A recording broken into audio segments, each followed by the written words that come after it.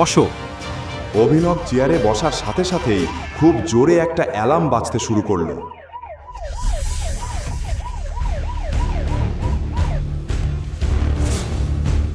এসব কি হচ্ছে? তুই এটা কি করলি? তুই মাফিয়া কিং এর চেয়ারে বসেছিস।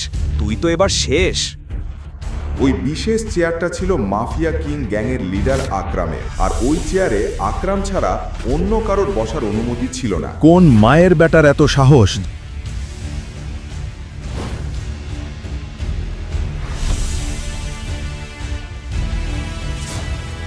যে মাফিয়া কিং এর চেয়ারে বসেছে?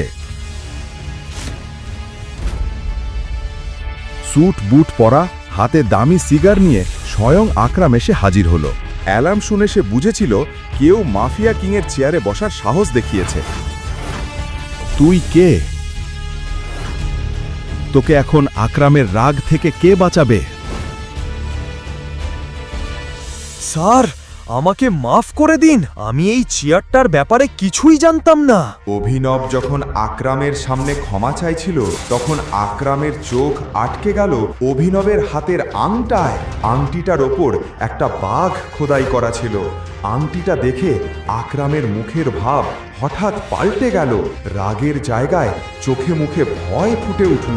আংটিটা দেখে আকরামের যেন পুরনো কিছু মনে পড়ে গেল। টাইগার, আমাকে মাফ করে দিন। আমি আপনাকে চিনতে ভুল করেছি। আমি সত্যিই দুঃখিত।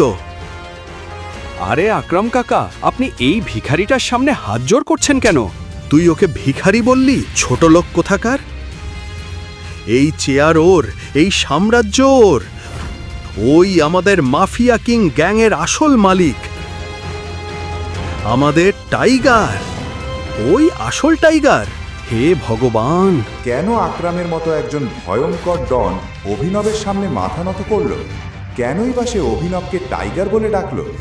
আকরাম কি অভিনবকে চিনতে পেরেছিল? অভিনব ওরে টাইগারের গল্প কোন নতুন